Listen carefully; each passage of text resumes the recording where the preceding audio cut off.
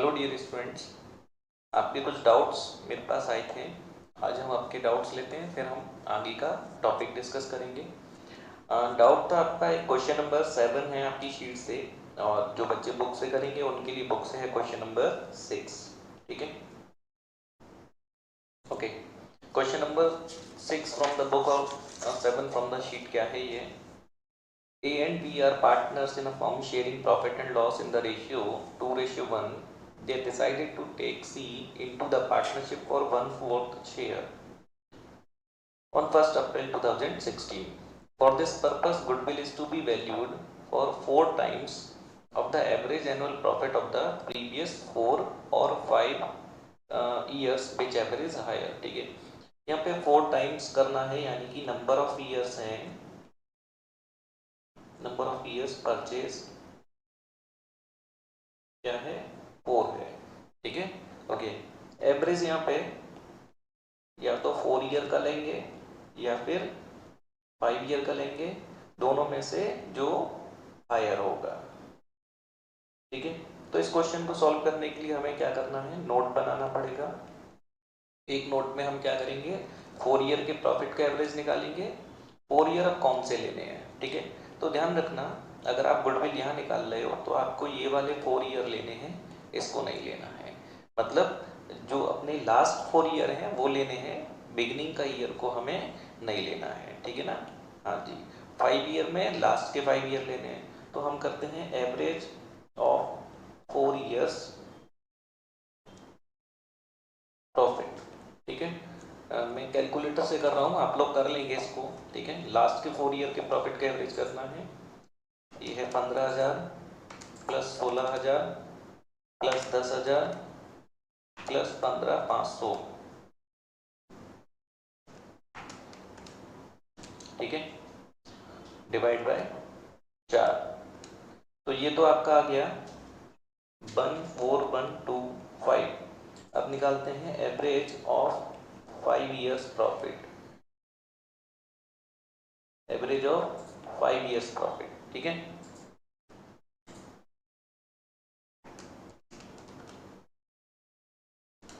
यह है आपका 14,100। ठीक है, क्या क्लियर है। तो हायर कौन सा है, हायर वन इज 14,125। ठीक है, अब गुडविल, क्योंकि कोई एडजस्टमेंट क्वेश्चन में नहीं था, कितना था, 4 ईयर परचेज, तो 4 इंटू, ठीक है क्या,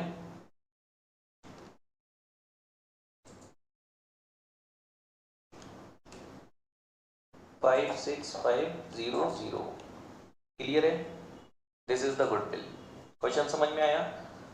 क्वेश्चन कह रहा था कि गुडविल का वैल्यूएशन कैसे करना है, 4 टाइम्स लेना है किसका, एवरेज प्रॉफिट का। एवरेज प्रॉफिट कौन सा, दो ऑप्शन है, एक तो 4 ईयर का एवरेज कर लो, लास्ट 4 ईयर के प्रॉफिट का एवरेज कर लो, या लास्ट 5 ईयर्स के प्रॉफिट का एवरेज कर लो।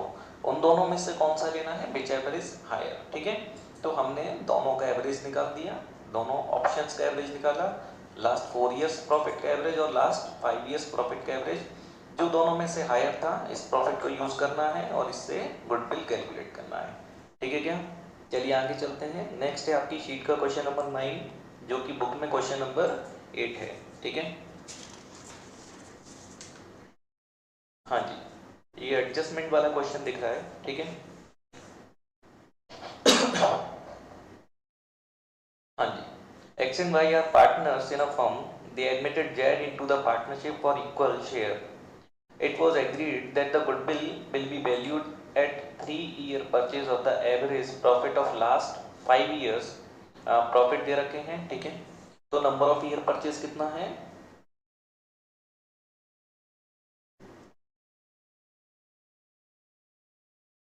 नंबर ऑफ ईयर परचेज कितना है आपका, 3 ईयर्स परचेज था। ठीक है, और कितने ईयर्स के प्रॉफिट का एवरेज करना है, 5 ईयर्स के।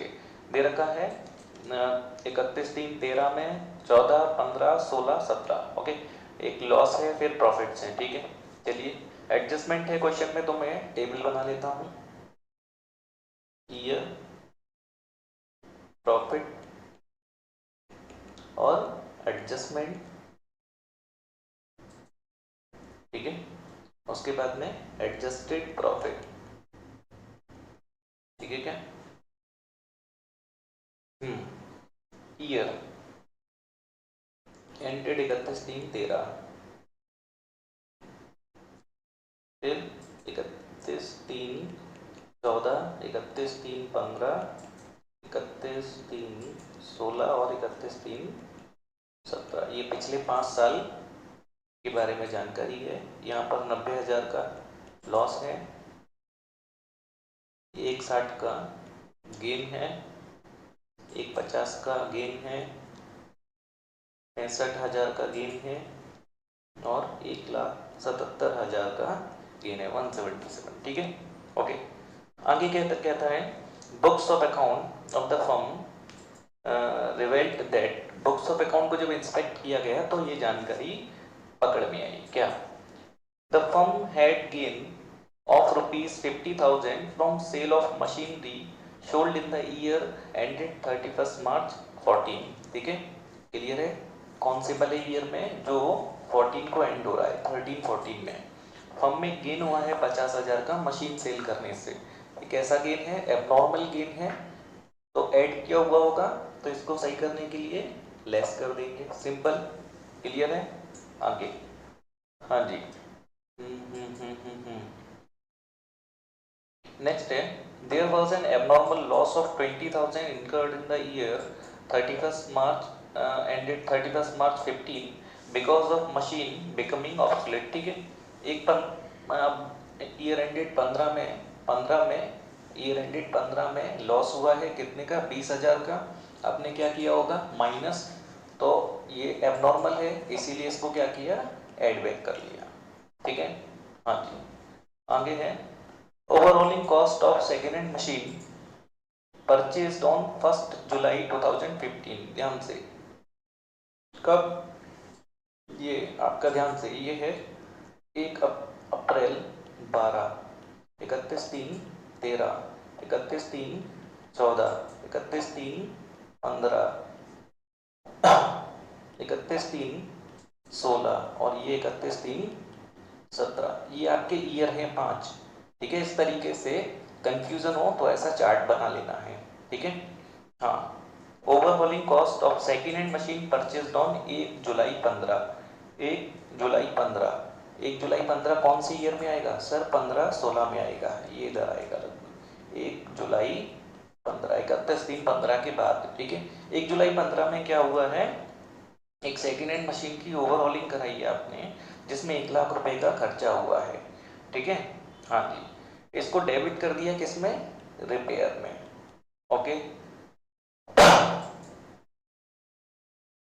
Amounted to ₹1 lakh was debited to repair account, ठीक है।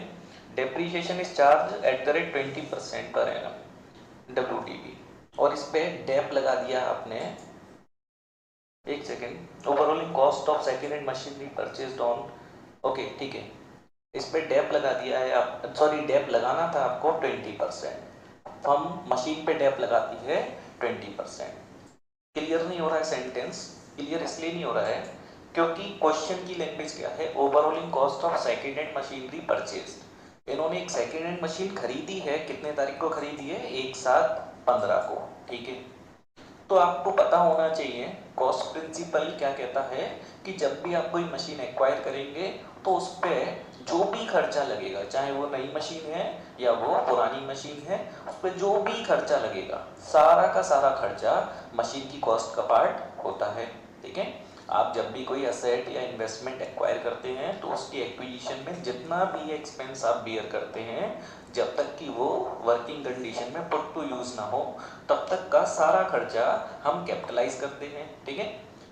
इन लोगों ने कोई पुरानी मशीन खरीदी, कितने की खरीदी, क्वेश्चन ने नहीं दिया, क्यों, क्योंकि इन्होंने उस मशीन को खरीदा और मशीन अकाउंट में ही डाला होगा, इसीलिए वो एरर का पार्ट नहीं है, ठीक है। से 5 लाख की खरीदी होगी, फिर इन्होंने क्या किया, उस 5 लाख की मशीन पे 1 लाख रुपया खर्च करके ओवरऑलिंग कराई।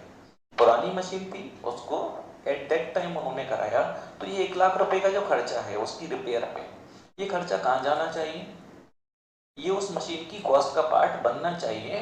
बट क्योंकि मैंने माना कि 5 लाख की मशीन हो या 6 जो भी है, इन्होंने वो तो कैपिटल में कैपिटल एक्सपेंस माना, लेकिन ये 1 लाख इन्होंने क्या कर लिया है, 1 लाख इन्होंने गलती से रिवेन्यू एक्सपेंस मान लिया, रिपेयर में डाल दिया है।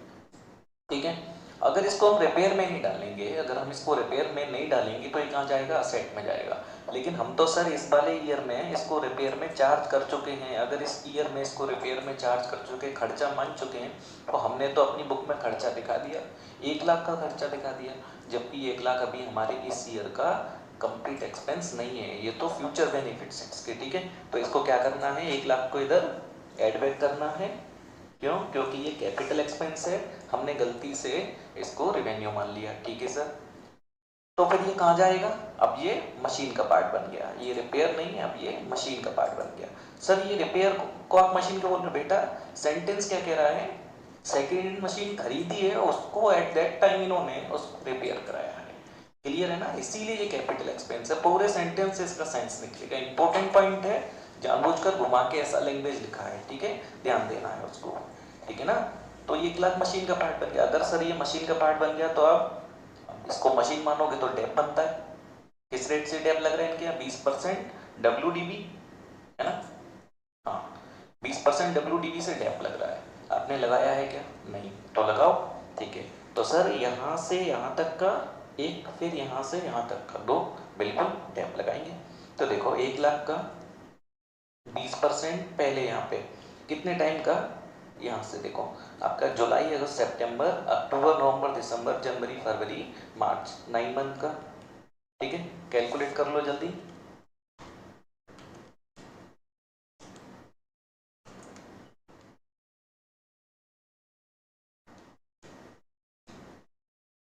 कितना, 15,000 बनता है, इस ईयर में 15 का डेप बनेगा। ठीक है, WDV ध्यान रखना, 1 लाख में से 15 हटाएंगे कितना रह जाएगा, 85,000। अब 85,000 पे नेक्स्ट ईयर फिर 20% बनेगा, कितना, 17,000 बनेगा।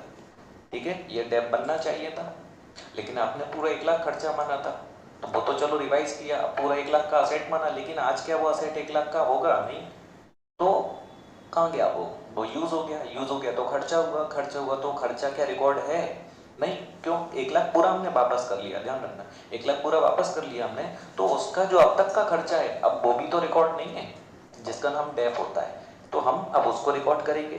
तो पहले इस ईयर में कितना, 15,000, और इस वाले ईयर में 17,000 डेप। क्लियर है, ओके। चलिए, अब बाकी सारे एडजस्टमेंट हो गए, अब हम निकाल देंगे एडजस्टेड प्रॉफिट। एक डाउट हो किसी बच्चे का कि सर अगर लॉस दिया है तो लॉस को कंसीडर करना है कि नहीं करना है, बिल्कुल करना है। ठीक है, हाँ एक पॉइंट है, मैं आपको बताता हूँ, वैसे बुक में वो उस टाइप की क्वेरी नहीं आती, कई बार क्वेश्चंस में इस तरीके की प्रॉब्लम आया करती थी कि आपको किसी पर्टिकुलर ईयर में ये दे रखा है कि in the year 13 there was a abnormal loss. Clear है, क्या दिया है, in the year 13 there was a abnormal loss had been recorded into the revenue account या P&L अकाउंट, इतना दे दिया। क्वेश्चन ने ये नहीं बताया कि कितने रुपए का लॉस हुआ, क्वेश्चन ने ये नहीं बताया कि कितने रुपए का लॉस हुआ है। ठीक है, यानी कि उन्होंने इनसफिशिएंट इंफॉर्मेशन देकर बच्चों को अटका दिया।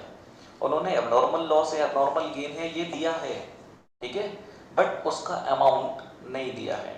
तो सर ऐसी सिचुएशन में हम क्या करते हैं, क्लियर है, तो ऐसी सिचुएशन में चाहे वो 4 ईयर का एवरेज निकालना हो, उस ईयर के प्रॉफिट को हम इग्नोर कर देते हैं, और उस ईयर के प्रॉफिट को इग्नोर करने के साथ हम फिर अगर 4 ईयर का है तो 1 ईयर के प्रॉफिट को इग्नोर करेंगे और फिर 3 ईयर का एवरेज करते हैं।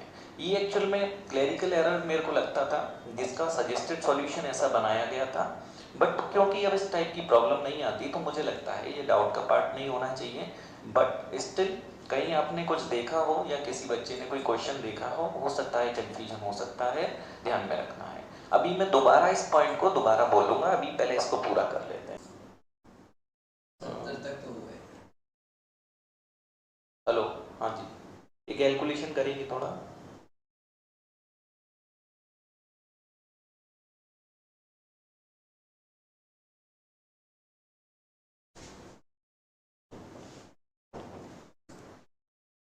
हाँ जी, ये आ गया आपका 5 लाख, एवरेज कर देंगे क्योंकि कोई और पहले तो एवरेज निकाल ही लेते हैं। 5 लाख डिवाइड बाई 5 ये हो गया 1 लाख। ठीक है, अगर कोई एनुअल एक्सपेंस होता फ्यूचर एक्सपेक्टेड, जैसे कि पार्टनर्स का रिन्यूमरेशन है या इंश्योरेंस है, तो हम क्या करते हैं, इस एवरेज में से उसको माइनस कर देते हैं। देखिए दो अल्टरनेटिव होते हैं, या तो ये सारे प्रॉफिट में, एडजस्टमेंट में सारे प्रॉफिट में से माइनस कर लीजिए, है ना, या फिर एवरेज में से माइनस कर लीजिए। क्यों, देखिए ध्यान समझिए, अगर हम 6 बार इधर माइनस करेंगे और फिर डिवाइड बाय 6 करेंगे तो वो रेस्पेक्टिवली एक बार ही तो माइनस होगा ना, तो इसीलिए लास्ट में एक बार माइनस कर लेते हैं। लेकिन यहाँ जरूरत नहीं है, ये एवरेज आ गया। अब गुडविल कितनी ईयर परचेज है, 3, तो दैट इज 3 लैक्स। ये 3 लाख की आपकी क्या हो गई, गुडविल हो गई। ठीक है साहब, चलिए आगे है आपका नेक्स्ट क्वेश्चन नंबर, हाँ जी, शीट का है 11 और बुक का है 10। क्वेश्चन नंबर आपका है शीट का 11 और बुक में है ये 10। क्या है, A and B are the partner sharing profit and loss in the ratio 5:3 on 1st April 2017. C is admitted to the partnership for 1/4 of the share. For this purpose, goodwill is to be valued at 2-year purchase of last 3 years profit. ठीक है, after the following after allowing the partners remuneration। ठीक है, profit to be weighted, weight दे रखा है 1 to 3, the greatest weight we given to the last year.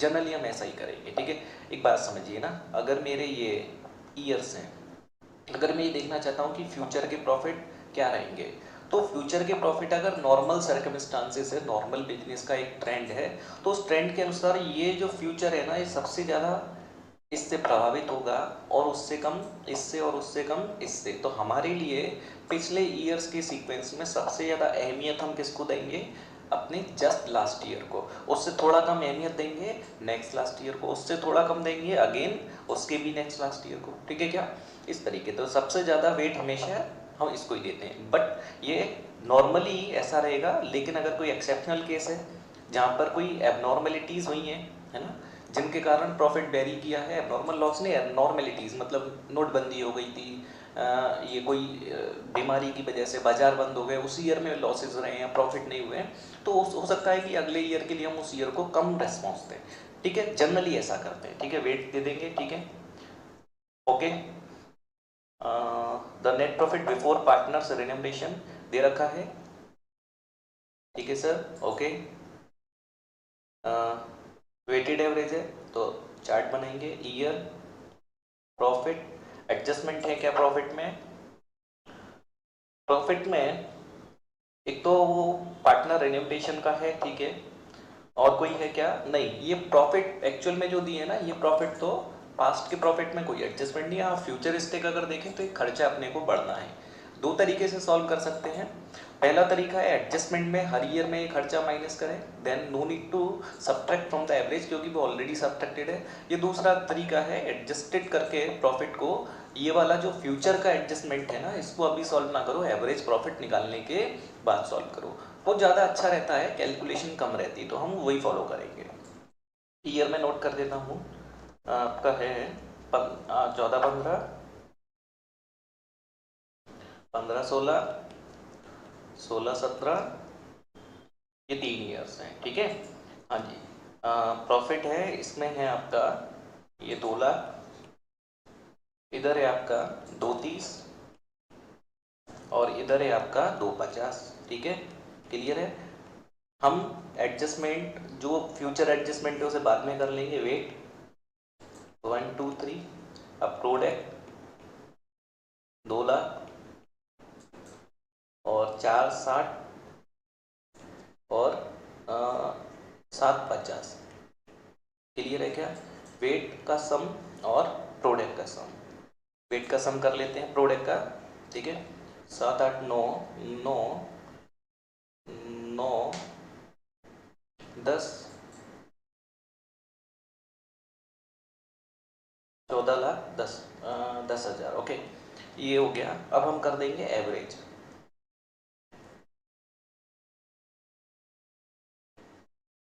ठीक है क्या,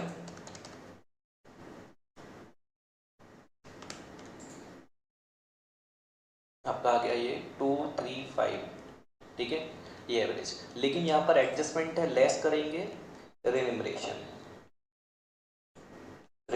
पार्टनर्स रेन्यूमरेशन कितना देने का है? पार्टनर्स रेन्यूमरेशन इन्होंने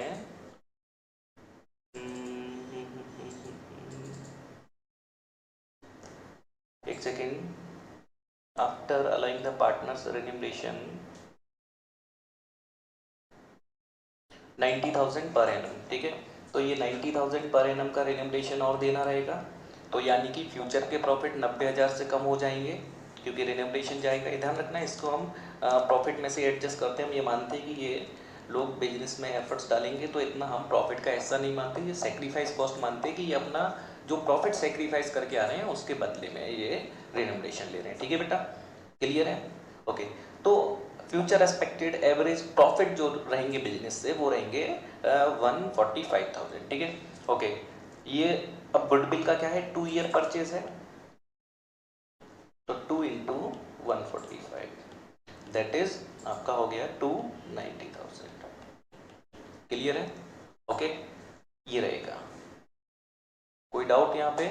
डाउट नहीं होना चाहिए, समझ में आ गया होगा।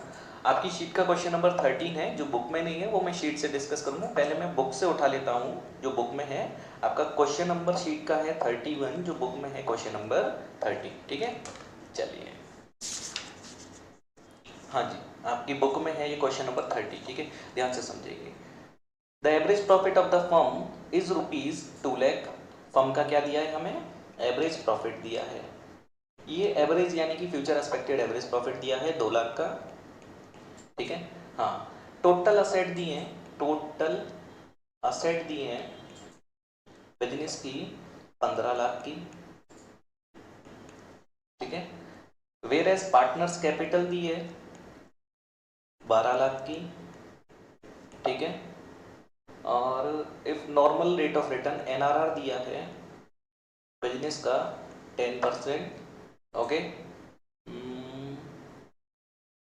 Okay, what will be the value of goodwill by capitalization super profit? बेटा ध्यान है, कैपिटलाइजेशन का मतलब कैपिटल पता करना for this profit. This profit में जो भी प्रॉफिट, सुपर प्रॉफिट है तो सुपर प्रॉफिट कमाने के लिए कितना एक्स्ट्रा कैपिटल चाहिएगा, वो ही गुडविल होगा, ठीक है। तो मैं बात करता हूँ, हमें क्या निकालना पड़ेगा? सुपर प्रॉफिट, और क्या निकालना पड़ेगा? गुडविल, क्लियर है? सुपर प्रॉफिट कैसे निकालते हैं? Actual average profit minus normal profit, ठीक है। गुडविल कैसे निकालते हैं? Super profit upon NRR into 100, ठीक है। चलिए, तो सर एक्चुअल एवरेज प्रॉफिट तो हमें दिया है, हाँ। ये टोटल असेट का कोई इधर मतलब नहीं रहता, ध्यान रखना, क्योंकि अपने को कैपिटल दिया है, ठीक है। हाँ जी, तो हम निकालेंगे normal profit. Normal profit 12 lakh का 10% कितना हो गया? 1,20,000, ये नॉर्मल प्रॉफिट हो गया। अब निकाल देंगे हम सुपर प्रॉफिट। अपने प्रॉफिट कितने थे सर? अपने प्रॉफिट हैं 2 लाख, और नॉर्मली क्या कमाते लोग? 1,20, तो 2 लाख माइनस का 1,20, ये बनता है 80,000। ये अपने क्या है? Super profit. अब निकालेंगे गुडविल। ध्यान रखना, ये गुडविल का डायरेक्ट फॉर्मूला है। कैपिटलाइजेशन ऑफ एवरेज प्रॉफिट में रिक्वायर्ड कैपिटल निकलती है, उसमें से एक्चुअल कैपिटल हटा के गुडविल मिलती है, ठीक है। हाँ जी, goodwill super profit 80,000 divide by NRR कितना था? 10% इंटू 100, ये कितना हो गया? 8 लाख। चेक करेंगे गुडविल की वैल्यू 8 लाख, ठीक है क्या? अब आपका शीट से क्वेश्चन नंबर 13 हम लेंगे, ठीक है। चलिए क्वेश्चन है आपका, मैं शीट खोलते हूँ, ठीक है। हाँ, calculate the goodwill of the firm on the basis of the 3 year purchase of the weighted average profit of the last 4 year, ठीक है। ठीक है, नंबर ऑफ ईयर परचेज 3 है, लिख देते हैं अपन, इससे कंफ्यूजन कम होता है। नंबर ऑफ ईयर परचेज है 3, ठीक है।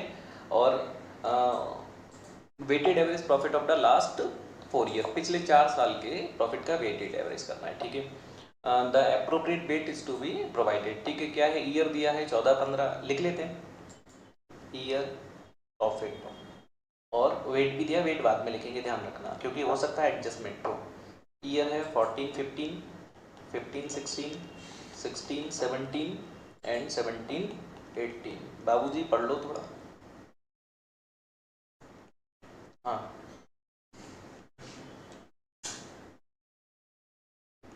विद्वान हो आप, पता है।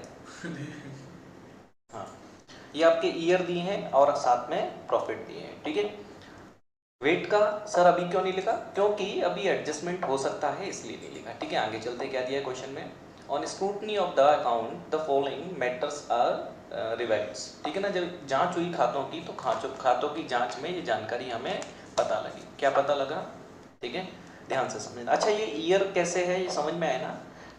14-15 का मतलब 1-4-14 से 31-3-15, 31-3-16, ऐसे ये बना लेना आप लोग। इससे क्या है, इससे आसान हो जाता है सॉल्व करना। 31-3-17, 31-3-18 ये है, ओके। 1-2-3-4 ये है ये, ओके। ऑन 1 दिसंबर 16, 1 दिसंबर 16 किधर मिलेगा सर, 1 दिसंबर 16 सर इधर मिलेगा अप्रॉक्सीमेट, ये रहा 1 दिसंबर 16 को। हाँ, क्या हुआ है, अब major repair was made in respect of the plant. 30,000 का एक मेजर रिपेयर कराया आपने, इसको खर्चा मान लिया, ओके। 30,000 का मेजर रिपेयर है, बड़ा रिपेयर है, कहाँ जाना था, कैपिटल में। तुमने क्या कर दिया, रेवेन्यू खर्चा मान लिया, गलत है, ठीक है। कौन से ईयर में, 16-17 में। ईयर कौन सा, 16-17, ठीक है।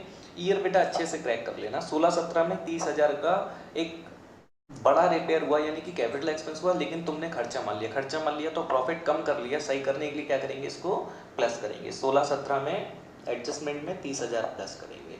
प्लस किया क्यों, हमने रिपेयर नहीं माना, जो खर्चा रिपेयर का रिकॉर्ड किया था उसको कैंसिल किया। रेक्टिफिकेशन अगर सोचो, करना नहीं है, हो नहीं रही तो सिंपल नोट है फॉर कैलकुलेशन गुडविल, पर दिमाग काम करना चाहिए। अगर ये रेक्टिफिकेशन होता तो एंट्री होती जो भी प्लांट डेबिट टू रिपेयर, ठीक है। रिपेयर कैंसिल, प्लांट बन गया। प्लांट बनाए तो सर डेप बनेगा, हाँ डेप बनेगा, देख लेते हैं, ओके।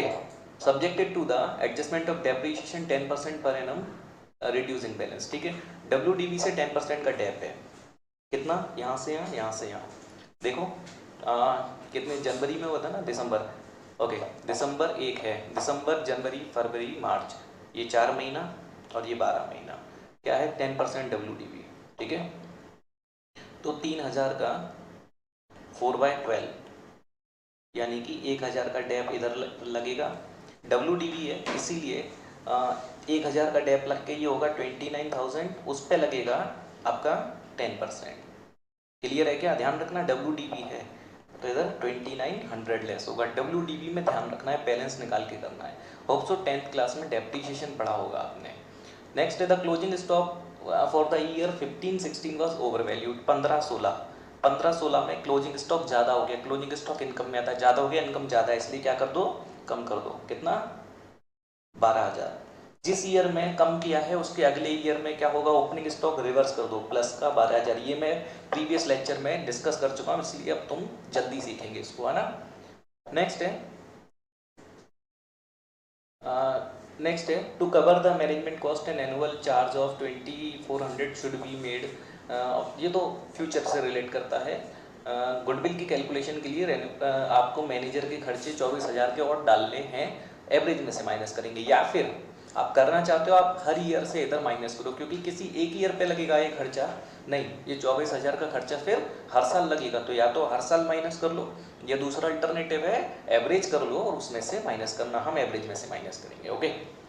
आगे है, नेक्स्ट है इन 15-16, 15-16 में, 15-16 इस वाले ईयर में, इन 15-16 अ machine having the book value, in 15-16 a machine having the book value ₹10,000 was sold, ठीक है। 10,000 की बुक वैल्यू की मशीन कितने में बेची है, 11,000 में बेची है। आगे, but the proceeds were wrongly credited to the profit and loss account. बहुत अच्छा पॉइंट है ये, बहुत इंपॉर्टेंट पॉइंट है। और जो भी आया पूरा 11,000 किधर डाल दिया, इनकम में डाल दिया, ठीक है। सर अगर मैंने मशीन को बेचा तो एंट्री होनी चाहिए थी बैंक और cash debit 11,000, to machine 10,000, to profit 1,000। तो प्रॉफिट में कितना जाना था, 1,000 जाना। तो तुमने कितना पूरा रेवेन्यू माना, 11,000। कितने का रेवेन्यू गलत है सर, 10,000 का रेवेन्यू गलत है। 10,000 का रेवेन्यू गलत है, 1,000 का तो सही है ना, 10,000 का रेवेन्यू गलत है, ठीक है। आगे no effect has been given in respect rectify the same, और अभी तक इस गलती को सुधारा भी नहीं है। और तो और आपने मशीन क्योंकि हटाया नहीं, आपने क्या एंट्री करी होगी, आपने मशीन का कोई मतलब नहीं, आपने एंट्री कर दी कैश और bank debit to P and L, कितना पूरा 11। आपने क्या एंट्री करी हुई है, कैश और bank debit to P and L पूरा 11 आपकी एंट्री होनी थी। कैश और bank debit 11 to machine 10, machine गया, मशीन जाना था, मशीन क्रेडिट होना था 10, टू पी एंड एल 1 1, तो पी एंड एल 1 होना था, आपने पी एंड एल 11 किया, मशीन क्रेडिट होना था जो आपने किया नहीं, और मशीन क्रेडिट नहीं किया वो तो ठीक है, साथ में उस पर डेप भी लगाते गए क्योंकि मशीन बुक में दिख रहा था। ठीक है, क्लियर है गलती क्या क्या हुई? Okay sir. तो अब बताओ रेवेन्यू मानने से कितने की इनकम गलत ज़्यादा दिखा दी? 10,000 की, 11 की नहीं 10,000 की।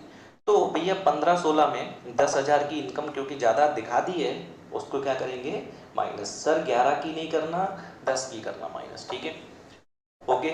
तो अब 10 की जो मशीन थी ये चली गई, लेकिन आपने हटाया नहीं था। अब हटाया नहीं तो इस पे क्या डेप लगाया होगा? ठीक है, कैसे डेप लगाया क्वेश्चन में देखते हैं। And depreciation is charge on machine eight the rate 10% per annum on reducing balance, और आपने WDV से इस पे डेप मार दिया होगा। कब से कब तक? यहाँ पे मारा, फिर यहाँ पे मारा, फिर यहाँ पे, यानी कि अगले 3 साल तक आप डेप मारते गए। ठीक है क्या? ओके। तो बेटा अब यहाँ पे अब एक कंफ्यूजन बच्चे के दिमाग में आएगा कि सर ये मैं क्या मानूं कि मशीन मैंने 15-16 में कब बेची है? मशीन मैंने 15-16 के बिगिनिंग में बेची है, या मशीन मैंने 15-16 के एंड में बेची है, या मशीन मैंने 15-16 के दरमियान ड्यूरिंग बेची है? क्या मानूं सर मैं? ठीक है, हाँ ये कंफ्यूजन है, अब आपको इसको समझना चाहिए। हाँ जी, तो यहाँ पर देखिए अजम्पशन हम ले सकते हैं, हम मानते हैं कि इस ईयर में हमने 10,000 की मशीन का 10,000, 11,000 की नहीं मशीन 10,000 की है, 1,000 का डेप यहाँ लगाया होगा, फिर बचा क्या 9,000 का 900 इधर लगाया होगा, फिर 8,100 का हमने 810 इधर लगाया होगा। ये मेरा अजम्पशन है क्योंकि क्वेश्चन में इंफॉर्मेशन सफिशिएंट नहीं है इसलिए। ठीक है, अच्छा आपको एक बात बता देता हूँ, क्योंकि इस क्वेश्चन में मल्टीपल अजम्पशंस के साथ लोगों ने आंसर दिया और इनको बुक को बताया, तो इन्होंने ये बुक नई एडिशन की बुक में से इस क्वेश्चन को ही हटा दिया है। ठीक है, ओके। हाँ जी सर, तो जो डेप हमने रिकॉर्ड किया उसको ऐड बैक करेंगे। यहाँ पे कितना ऐड बैक करेंगे? 1,000, यहाँ पे 900 और यहाँ पे 810। ठीक है, ये डेप ऐड बैक किया हमने। ठीक है क्या, कोई दिक्कत? यहाँ ये अजम्पशन वेरी कर सकती है किसी और टीचर की या बच्चे की हमारे साथ। ठीक है क्या, तो बड़ा कन्फ्यूजन की बात नहीं है इसमें। ठीक है, आपको समझना है इसको। आप चाहें तो ये फर्स्ट ईयर का ये मान लें कि डेप लगा होगा, ये मानते हुए कि ईयर एंड में मशीन बिकी है, तब भी चलेगा। ठीक है, चलिए ठीक है, आ जाइए आप करते हैं, क्या निकालते हैं हम? एडजस्टेड प्रॉफिट, ये एडजस्टमेंट थे आपके, अब निकालते हैं एडजस्टेड प्रॉफिट, फिर क्या वेट, और फिर प्रोडक्ट। ठीक है, क्लियर है क्या? चलिए, आप जो एवरेज एक्सपेंस था कितना था? 24, अरे यार शीट, ओके 24, आपका 24,000 रुपये का आप हर साल इधर भी माइनस कर सकते हैं, एंड में माइनस कर लेंगे, हम एंड में करेंगे।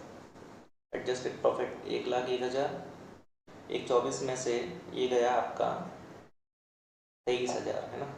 हाँ, तो ये हो गया 1,01,000 अगेन, ये 1,00,000 में आपका 30, 40, 41, 900, 1,41,900। कैलकुलेशन आप लोग जरूर चेक करना। ठीक है, मेरी कैलकुलेशन पे भरोसा कम करना। ठीक है,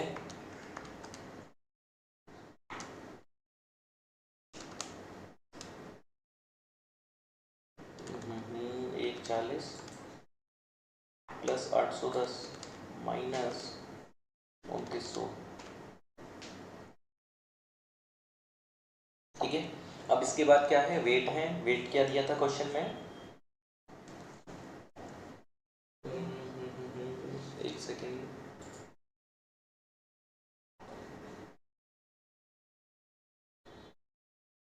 1 2 3 4, 1 2 3 4 प्रोडक्ट कर लेंगे।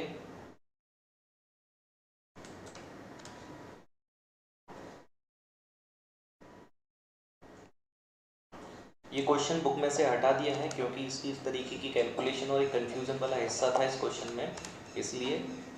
ठीक है, कोई दूसरे टीचर का इस क्वेश्चन को लेकर अपना ओपिनियन और अपना अजम्पशन हो सकता है, तो ये एक बड़ा कन्फ्यूजन का मुद्दा आपके लिए नहीं होना चाहिए, आप ध्यान रखेंगे इस चीज़ को। आप अपना अजम्पशन नोट के साथ भी दे सकते हैं। ठीक है, हाँ जी, टोटल कर लेंगे प्रॉफिट का।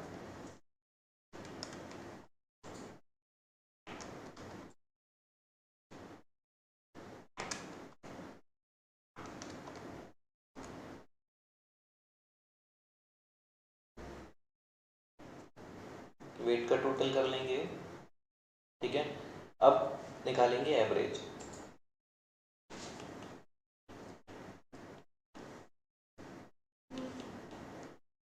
ठीक है, ये एवरेज आया। अब इसमें से लेस कर देंगे रिन्यूमरेशन था जो मैनेजर का, मैनेजर्स रिन्यूमरेशन कितना था, 24,000, लेस 24,000, कितना आ गया आपका ये 1256340। ठीक है, क्लियर है, 1256340 ये आ गया आपका। ओके, कहीं कोई दिक्कत नहीं। वेटेड एवरेज प्रॉफिट लेना था, इसका कितने ईयर परचेज था, 3 इयर्स।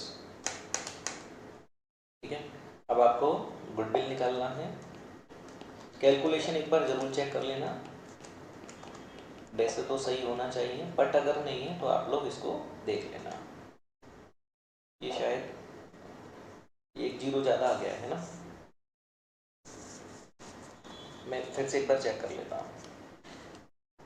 128,034 माइनस 24,000, हाँ ये एरर इधर हो गया एक, ये होना चाहिए 104,034 104,034 into 3। So according to this assumption the answer should be 312,102। ठीक है, ठीक है क्या?